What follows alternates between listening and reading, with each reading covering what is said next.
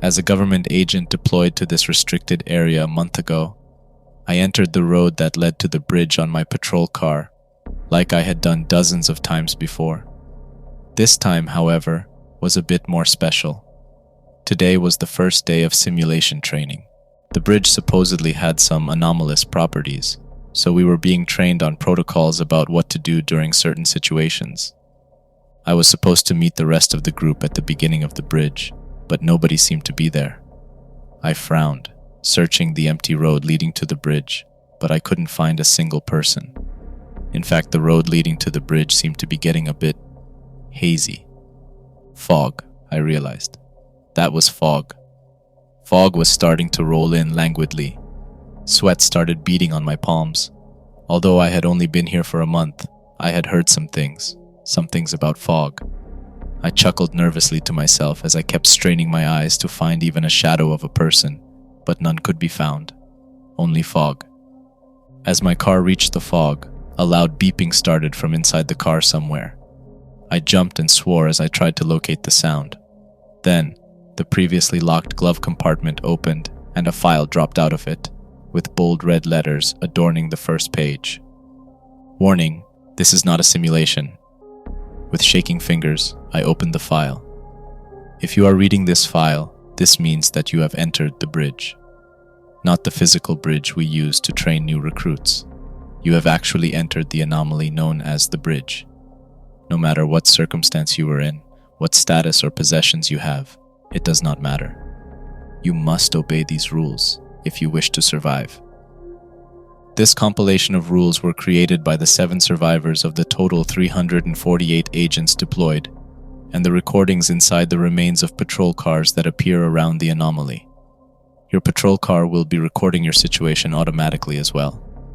Inside the glove compartment, you will find a gun with a magazine. Load the gun. Keep it at your side. Rule 1. Do not look too deeply into the fog.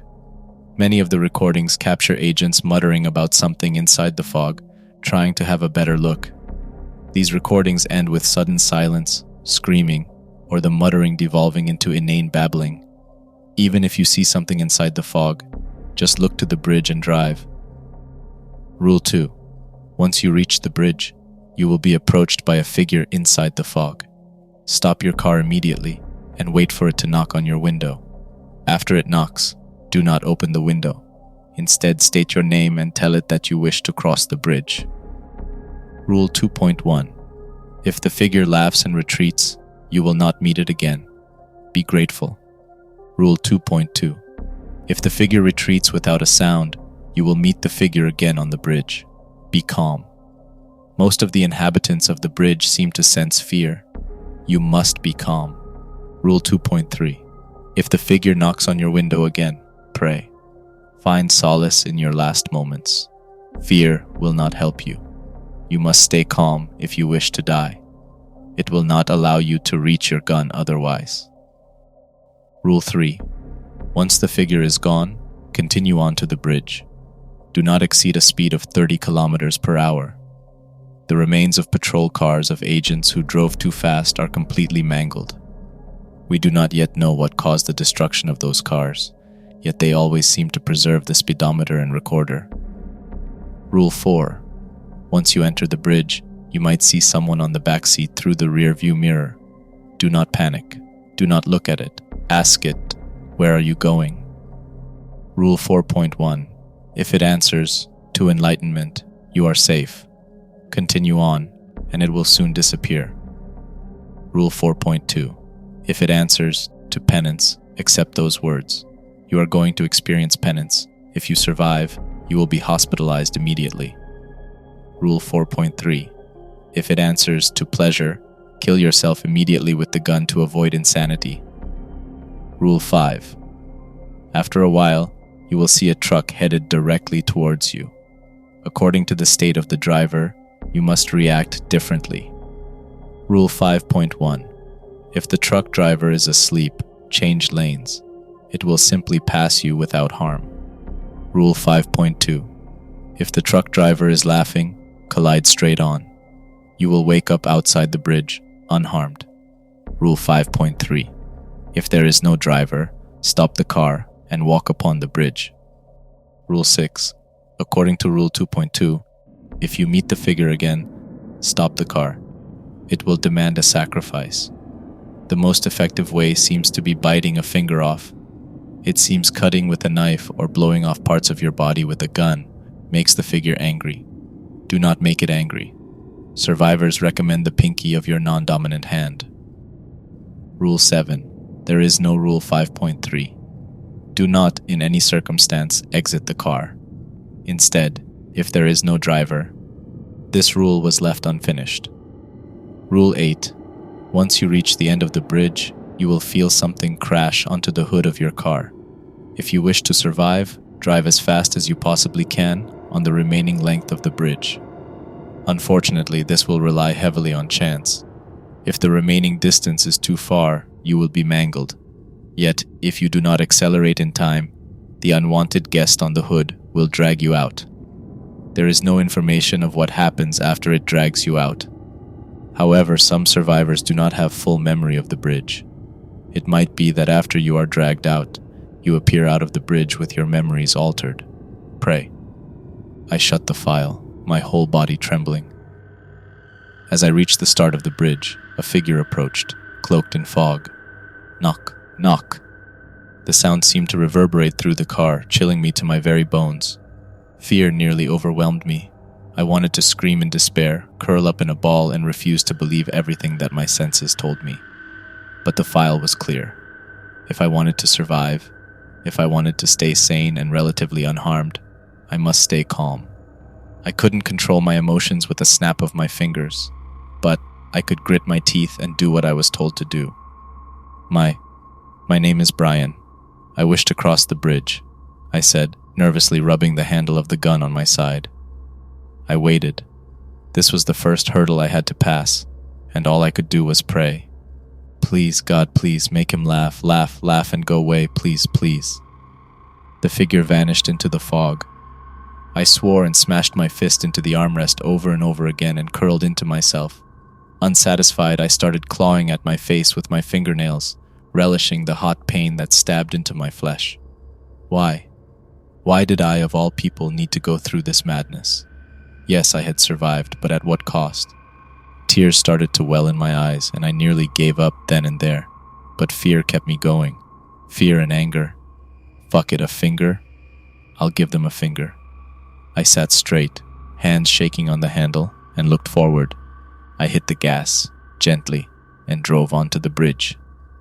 I was careful to maintain a speed of 20 to 25 kilometers per hour. I kept going forwards, carefully re-examining the contents of the file inside my head. My eyes flicked to the rear-view mirror, but nothing was there. I drove on and on for what seemed like hours, but nothing changed. Nothing appeared on the back seat. My racing heart started to calm, and however much I told myself not to get complacent, to stay vigilant, my body simply could not maintain a constant vigilance. Then I started to question. Didn't the file say a passenger might appear? Could it be that I had gotten lucky, avoiding whatever monstrosity this god-forsaken bridge had in store? As more time passed, the question turned to fact in my mind, until I was absolutely sure I wasn't about to see anything in my car. I was not happy though, as that meant I would soon meet the figure again. My mind focused on losing my finger once more, and I didn't notice at first that the air had gone strangely stale. It was as if I was breathing inside an abandoned museum, or even a sepulchre. I snapped back to my present situation, and my eyes flicked once more to the rear-view mirror. Eyes. Human eyes looked back at me, and my heartbeat spiked to a previously unknown level. My eyes started searching the passenger's face, trying to make sense of what manner of creature it was, until I remembered Rule 4. Do not look at it. I slapped myself both mentally and literally. Don't look at it. Okay. Now what did I need to do? I nearly panicked as the words nearly slipped out of my mind, but I managed to remember the simple sentence. Where are you going? My voice cracked with hours of unuse, but I still managed to force the words out. Silence. No words answered me as I waited. Was this another waiting game? If so, I was ready. If it wanted to wait, I can fucking wait. But a sound did greet me as moments passed. A sound of paper? I couldn't help myself and looked back through the mirror. I carefully avoided looking directly at it, instead focusing on whatever was moving. Was that my file? My eyes darted to the front passenger seat where I had put the file, and it was gone. I frantically looked back through the mirror and could see the bold warning as bright as day. That was definitely my file. My breath caught in my throat as I imagined the horrors I would go through. A quiet laughter nearly shocked me dead right then and there as that thing started laughing. It was almost normal if you ignored the slight burbling sound of liquid that accented its every sound. For some reason, the sound disgusted every part of my being. So, this is the current version I see. It spoke, and I stayed as silent as a statue as it continued to browse the file. I guess it's my turn to voice a verdict. I froze, cold sweat starting to bead off of my forehead. Well, we are going to pleasure, It said, almost lazily. One thing I had told myself through and through during the hours of waiting was of the matter of torture or insanity. The thought of either nearly broke me. I could not bear any serious pain, nor could I allow my sanity to crumble if I had the chance to end it. I had seen my fair share of truly insane people throughout my life, and I couldn't let myself become that. No, if either situation arose, I swore I would shoot myself. My hands moved faster than I had thought I would, and an heartbeat later, I was taking the gun out and raising it to my head. Before I could shoot, my body froze. I panicked, desperately trying to pull the trigger as the thing behind me started laughing, far more maniacally and loudly than before. I tried to scream, to shake, or do anything, but my body was paralyzed. Not by fear, but by some inexorable, inexplicable force. Then, it started talking again. Relax, be calm. I was kidding. Unfortunately for me, this particular bridge does not pass into the realm of pleasure. We are in fact going to enlightenment. I unfroze, and I madly pulled at the trigger. I didn't even acknowledge the fact that it was gone until I realized that the safety on the gun, which I had definitely switched off, was on. My trembling hands dropped the gun, damn whatever safety precautions there were for guns, and my entire body shook with that experience. No, I can't do this. Why? What in hell did I do to deserve this? Then I saw it. A few hundred meters in front of my car, the figure stood, waiting. I froze, and then I started to laugh. I laughed wildly, with a touch of insanity coloring my voice as I nearly screamed with pent-up emotions. For a while I laughed. The figure didn't move. Then I slumped. I was still giggling, but I didn't have the strength in me to go on. I raised the gun again, but once more I froze against my will. The figure had appeared directly in front of my window. Even though the window was closed, I could hear its raspy voice clearly. You have come this far. You require a sacrifice, It said. As soon as the words finished, an absolute sense of revulsion overcame me. My own body felt wrong. So fucking wrong I needed to change it. I needed to alter it, drastically. My first thought was of the gun, but as I started to move again, my senses hammered back into me. No, not the gun, not a gun or a knife. I opened my left hand and looked at my finger. It was almost disappointing. But as the logical part of my brain screamed at me that it was enough, I bit into my left pinky. The pain was excruciating and liberating. It flowed like an eternal fountain of ecstasy from my finger as I clenched my teeth harder until, sooner than expected, I got to the bone. It was fairly easy to snap it with a twist of my neck, and then my mouth was filled with meat, bone, and coppery blood as my finger disconnected. Then, the sensation vanished. I screamed. It was pain on a magnitude I had never felt before. I clenched the stub of my finger as hard as I can while I swore and cried. Funnily enough, it was not entirely of anger or fear, it was over. The mere fact that the situation I had dreaded from the beginning was over liberated me beyond expectation. The following few minutes consisted of me screaming, cursing, crying, and laughing. as all the emotions slowly drained out of me. During my single month of training, I was taught the car had a basic medkit stashed in the armrest and instructed on how to use it. I opened the armrest and took out the kit. I took a few painkillers and with my right hand, bandaged the stub as best I could, using rubber bands to try and stop the bleeding. After the amateur job I had done to my finger, I grabbed the car handle with my good hand and took a few deep breaths. All the hard parts were over, right? I had survived the fucking bastard figure and also survived that God's bedamned passenger. What more could this bridge possibly throw at me? I started up the car again and once more started driving on the bridge. I was emotionally drained and overcharged at the same time. Fear, anger, and pain guided my right hand as it clutched tightly onto the handle. My thoughts swirled around, mostly thinking about the next damn thing I had to face. The truck driver. It was possibly the most horrifyingly intriguing of all the beings mentioned in the file. Rule 5.3 stated that if the driver was absent, I was to vacate the car and walk upon the bridge. Rule 7 stated that I must not exit the car, but what else I must do seemed to be deleted. Every single one of my experiences on the bridge told that Rule 7 was correct, but what was I supposed to do? Who would delete such critical information? In fact, who would write such contradicting rules in the first place? No one in the department would knowingly do so, and that narrowed the suspects down to very few. The beings themselves seemed capable of reading the file, as the passenger seemed to know in advance of the current file, and even of the previous versions. That would mean they also had the means to tamper with the file. Was the contents of the file compromised? The information it had provided seemed accurate as of yet. I was lost in my thoughts when my spine tingled like cold water was being injected into my very spinal cord. My eyes flitted around like a panicking insect while my left hand started to ache more violently, along with my heartbeat. Eyes. Another pair of eyes, very much not like any human, stared at me from deep inside the fog, seemingly matching the speed of the car. What? What the fuck was that? Why the fuck was that? There was no mention of any being inside the fog with eyes like that.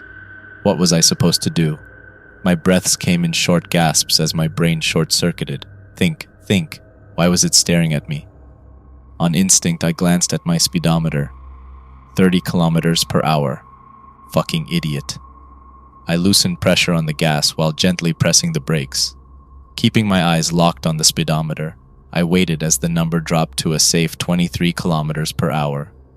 I swore to every god I knew of to smite me down right now. How stupid could I be? If I had gone even one toe out of line, who knew what state I would be in right now? I tried to focus, mentally rifling across every one of the rules. Right now, I was safe. Now, a light. No, two lights. About a few hundred meters in front of me, twin headlights appeared. My heart started racing again, pumping blood into every muscle and nerve so that I could focus. I squinted, trying to get a glimpse of the driver. Please let the driver be there, please. Yes! The driver was there. But why were those clothes so familiar? I glanced down. The uniform issued to every agent was the same. Dark gray cargo pants with another dark gray and black camo shirt, covered by a black Kevlar vest used during simulation training. The vest had a slightly unique shape around the shoulders, making it distinguishable from a short distance. As a former sniper, my eyesight was good. That dark gray shirt and that black vest, I knew that was the clothes of one of my fellow agents. At this point, I wasn't even surprised. Yeah, I'll mourn you later, if I survive. Otherwise, I'll be mourned with you. Yet, my heartbeat seemed to pace faster as my imagination started to get the better of me. What could have... No, focus. What expression does it have on its face? It has its eyes open, I think, so not sleeping, but it definitely isn't laughing. This time, I couldn't control my heartbeat. It surged as I stepped on the path of the unexpected. The driver seemed to be just staring at me. What the hell did that mean?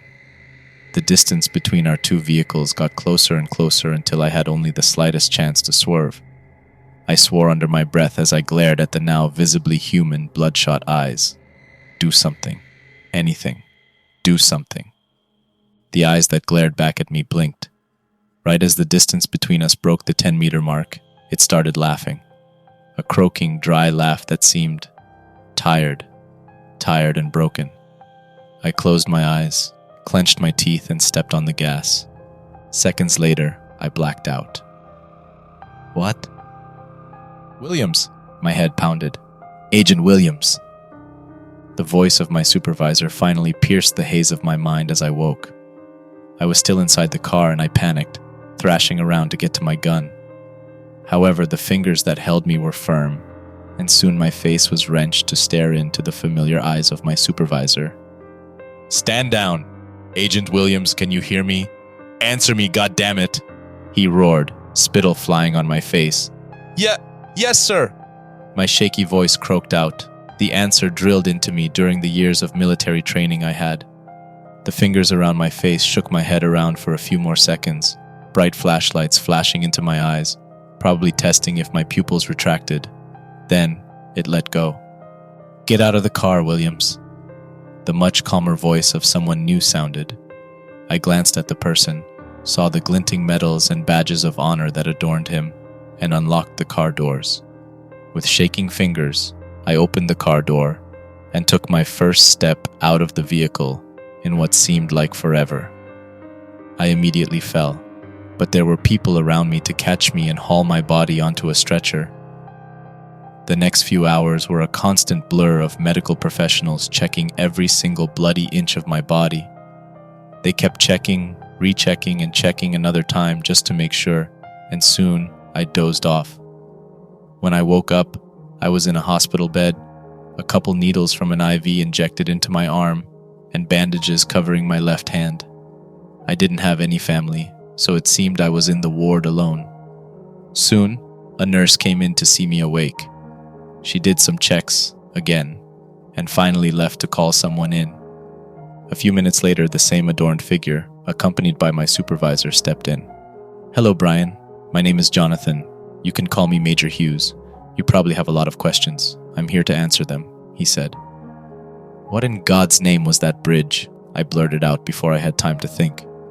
Good question. The answer, however, is disappointing. We, the government, honestly do not know the cause of this anomaly. We have used every available resource to try and track this phenomenon, and yet to any physical instrument, it is invisible. We have no way to observe it, to interact with it, or communicate with it in any way. I stayed silent at that. I didn't know what to say. Now, to address something more unsavory, we know you probably want some recompense. Filing a lawsuit against us will be absolutely meaningless, as we have all the documents signed by yourself that are needed to take any blame off of us. Don't worry, however, all the medical bills associated with your treatment, both physical and mental, will be provided. All your debts, if you have any, will be paid. Also, $1 million will be added to your account right now, with another $1 million if you answer our questions willingly. I processed that information as well. I didn't have any sizable debts, but $1 million was a lot of money. Possibly even two. Okay, so, before anything else, I want to ask this. Ask away. Is the file, the warning file, is it compromised? Major Hughes sighed. It is and isn't at the same time. The accuracy of the file is completely dependent on the whim of the inhabitants. Once we tried to cram in as much information as possible. That didn't go well. We tried a lot of things before we settled on this current version. Even then, they seemed to like to meddle with the contents. However, as we have no way of blocking them from it, we simply pray that the information is enough. I nodded at that. It matched with my experience. Yeah, that matches with what I've seen. So what happens to me now? My supervisor straightened, speaking for the first time since entering the ward. You will be given a month to recover. Then we will question you about your experience inside the anomaly.